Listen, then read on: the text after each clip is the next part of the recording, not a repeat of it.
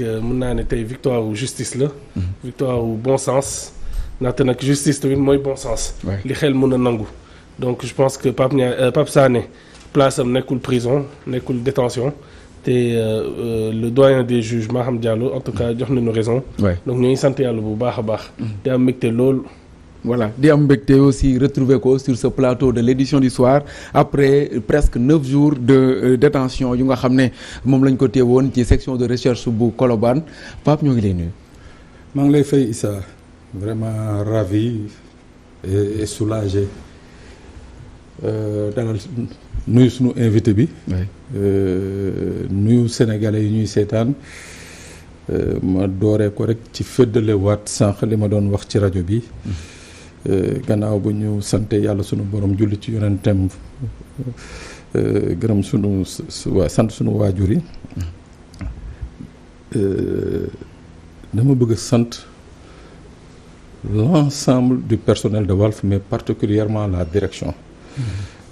PDG mu ngi nii pour preuve tey ci toute la journée ñoo ko yendandoo à la cave du tribunal ku xam les conditions qu'il y a là-bas vraiment da nga xam ne que donc am na fu mu teg personnel am parce que du ci man il a fait pour tous ceux qui ont eu à traverser des problèmes ici au sein du groupe donc ma ko ci gërëm di gërëm également Moustapha Diop Séni Gueye Séni Diop monsieur Faye Mame Biram Issa Assane tout le monde ça mënuma fi nekk di lii mais je dis encore une fois c'est pour ça j'ai tenu malgré que moom mu ne ma non da nga sonn va te reposer ma ne ko non il faut que je vienne parce que il faut que qu'on comprenne un peu lan mooy Walf au-delà de l'entreprise bi nga xam ne dañ ciy liggéey di gagner suñu xaalis di ci ñaq di ci gagner suñu ñaq Walf c'est ce qu'on appelle une véritable famille sénégalaise waaw c'est une famille sénégalaise muy Issa muy kenn même soo leen gisul régulièrement yaa ngi jot ay messages loolu nag day soulager day wane ni que compact bii nga xam ne moom la groupe bi doon en fait c'est ce que les gens de l'extérieur n'ont pas compris Pape Sané n'est rien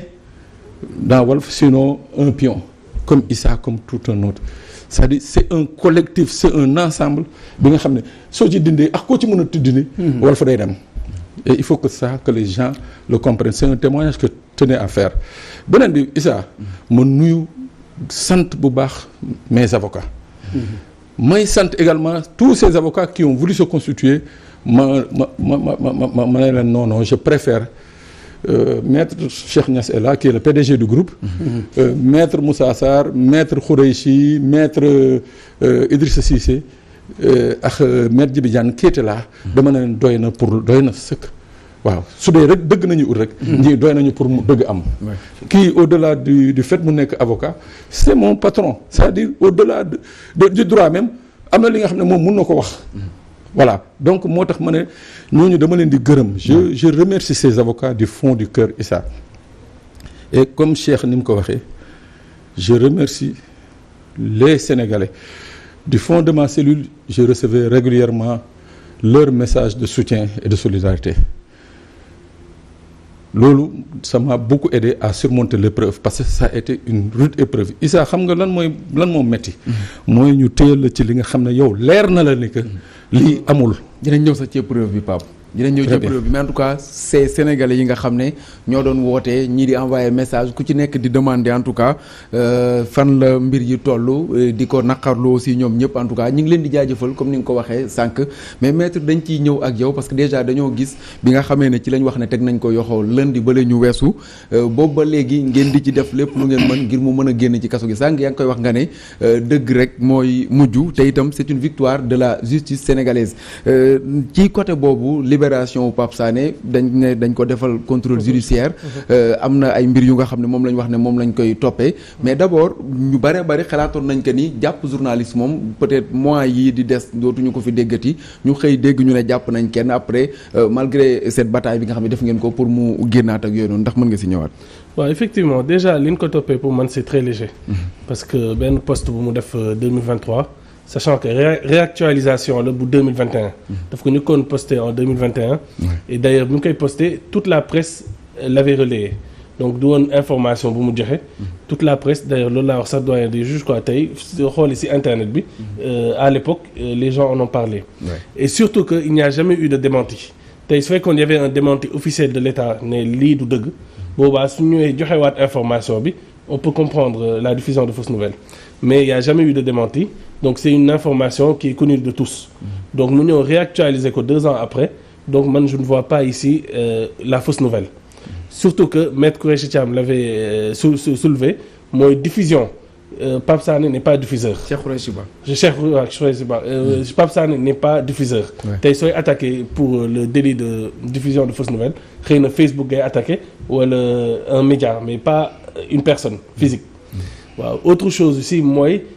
parce que ñaari fait lu ñu koy topp. acte de nature à compromettre la sécurité publique. te ma jàpp ne que tey moom déjà il a la latitude de parler au niveau de la télé. de la radio wala de la presse écrite. mais il l'a pas fait dafa dem ci Facebook page Facebook nga xamante ne c'est privé mu joxe benn information. donc il y a aucune amul benn acte fii nii pour mu compromettre une sécurité publique. donc en tout cas vraiment li am solo rek mooy bon on peut considérer que la procédure est abusive mais li am solo aujourd'hui mooy moo ngi nii ak ñun. génn na te ñoo ngi sant yàlla bu baax a baax. mais pour dans l'avenir parce que gis nañu yëfi jotoon na jaar yëpp daanaka benn groupe en tout cas wala sax ñaari groupe la ñuy gis. seeni taskatu xibaar lu ci bëree bëri di jaabante ay kaso wala ay convocation yooyu noonu muy ñun ak un autre groupe autant pour moi de la place par rapport ak ces arrestations convocations yi nga xam ne moom la ñuy nemmeeku est-ce que lu ñu doon xaar la en cette période bi nga xam ne ci la ñu toll nii muy daanaka léegi ñu jëm ci présidentielle. waaw te média dañ koy soxla. waaw xam nga déjà il y a une volonté de museler loolu moom am na parce que ren je pense qu'il y a eu pas mal de journalistes. qu'on a détenus donc il y a une volonté de museler la presse. autre chose aussi mooy que tey avec les élections qui arrivent. donc ils veulent prendre toutes les précautions et il y a aussi li ñuy woowee diversion des fois da ngay woo benn Pape Sané. alors que yaa ngi préparé yeneen coup. donc loolu tamit ça état da koy def. donc li am solo rek mooy encore une fois journalistes yi ils doivent savoir que seen rôle c'est d'être du côté du peuple voilà ils doivent pas être intimidés par par une justice qui est détournée mais ils doivent continuer dès lors que information bi est vérifiée est vraie donc je pense que amoo dara looy ragal. donc Pape Sané tey soutien bi mu am élan de solidarité bi mu am des Sénégalais. je pense que loolu rek tey nii war na dalal xelam. xam ne que moo ngi ci yoon bu baax. bi ñuy génn ci CAF bi. je pense que ñi fa nekkoon ñëpp y avait une centaine de personnes ñëpp a ko applaudir donc ñëpp seen xol feex vraiment kontaan donc loolu noonu je pense que ça n'a pas de prix. voilà loolu moo tax ma ne encore une fois certes dañ teg ay galgal certes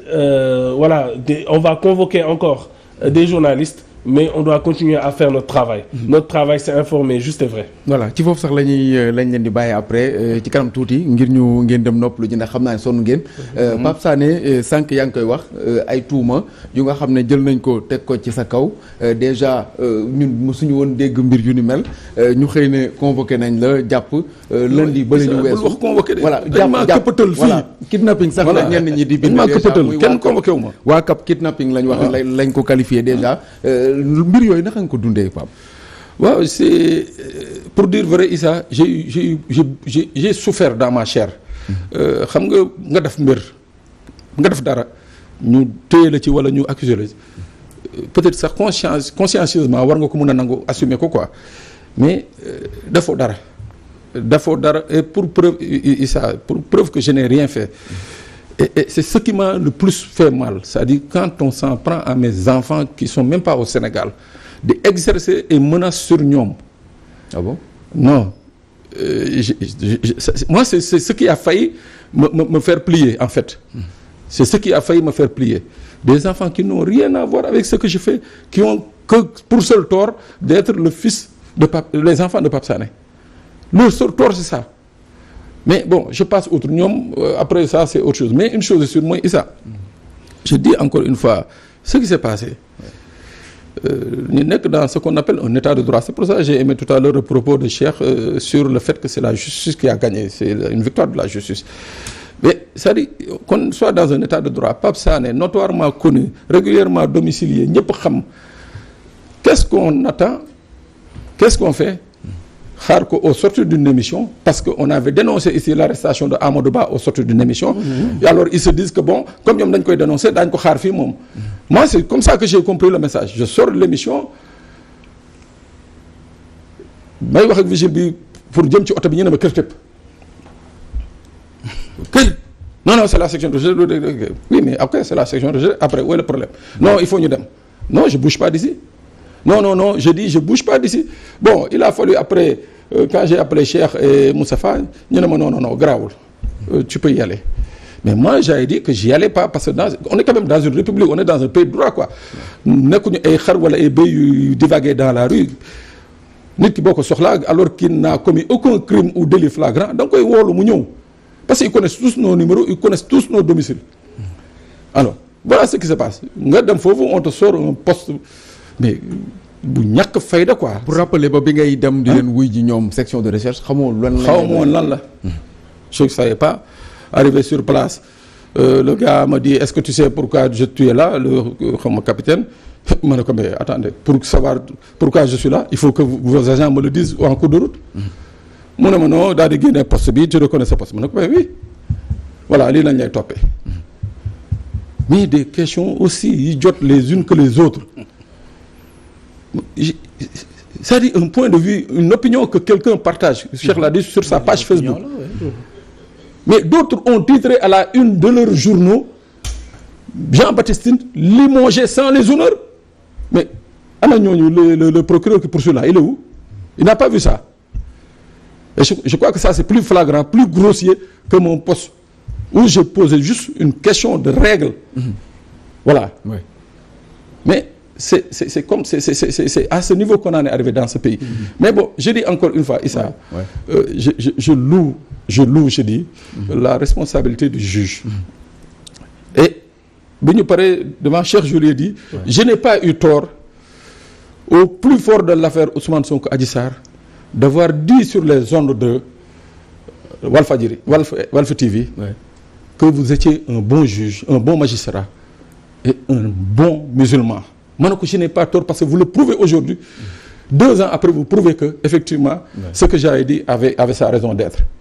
voici Issa la situation voilà maître Cheikh Niass ci côté boobu rek avant ñu lay bàyyi yaa ngi koy wax sànq intimidation wala ay jàpp taskati xibaar ak yooyu noonu par rapport ak le travail de Walf pour yow dafa war a continuer comme ni mu doon demee du am benn changement malgré tout ce qui s'est passé waaw bien sûr parce que de toute façon population yi léegi xam nañ dëgg xam nañ lépp donc su changer de cap rek aussitôt ils le verront donc ñoo ngi ci benn monde où avec réseaux sociaux yi avec voilà toute la panoplie des plateformes fait que tey mënoo changer soo changer on le sait et forcément xel dina ñaaw donc ñun au contraire on doit continuer dans notre élan ñu xam ne que lii nii bon c'est du Cheikh Niass moo ko indi donc Sidy Lamine Niass moo ñu ko fi bàyyil la voix des sans voix du benn invention d'un jeune avocat c'est vraiment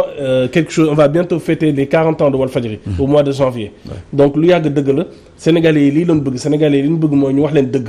mais avec responsabilité et avec professionnalisme donc je pense que Pape Sané wax naa ko doyen des juges il fait partie des chroniqueurs les plus modérés du xale mag la donc c'est quelqu'un nga xamante ne lépp lu muy wax tamit il le pèse parce que voilà nekkul c'est pas un va-t-en-guerre donc c'est pas les jeunes nga xamante ne xëy na bëgg nañ buzz wala yenn kii Pape Sané c'est quelqu'un de professionnel c'est quelqu'un aussi d'humain donc je pense que Moustapha Diop wax na pas mal de témoignages ci moom qui montrent que vraiment ak yelleefu doomu aadama ci boppam daf ko ça lui tient à cœur donc ñun encore une fois li ñu intéressé Walfadjri la voix des sans voix boobu noonu suñu ligne éditoriale nekk le mur des lamentations la ligne des masses loolu noonu ñu dinañ ko préserver jusqu'au bout. Voilà, soyez rassurés donc yéen ñi nga xam ne yéen a ci doon poser ay questions yëpp Walf ne changera pas selon son président directeur général mu di maître Cheikh Niass. Pape Sané sa dernier mot yow itam ci mbir mi ndax déjà faw ñu bàyyi la nga dem noppalu ji bu baax. Oui, mon dernier mot d'ailleurs c'est d'abord je fais un coucou à ma petite chérie Soxna. fan yii yëpp lekkul demul école di jooy donc là si tu suis la télé je suis là muy beneen bi Issa mooy je lance encore un cri du cœur par rapport à cette judiciarisation de la vie publique je lance un cri du cœur face à ces emprisonnements intempestifs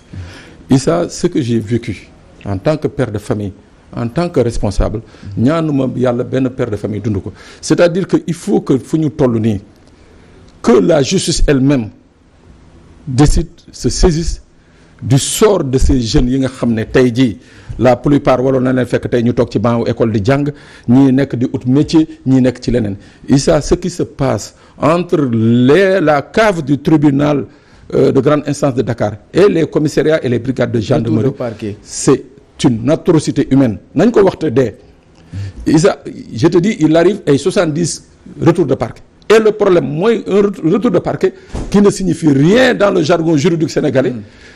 État du Sénégal du la jël en charge, la justice ne te prend pas en compte, mooy maanaam duñ la dundal. xale yi dañ fay toog ci CAF bi, garde pénitentiaire yi ñooy dindi ci seen xaalis wala ñun ñi nga xam ne xaw nañ tane di leen yónnil ay lu ñuy añee wala lu ñuy reeree. Kazalika bu ñu leen yóbboo commissariat central wala feneen ñi fay fanaan kenn du leen jox ñu lekk. C'est-à-dire que tey comme ils sont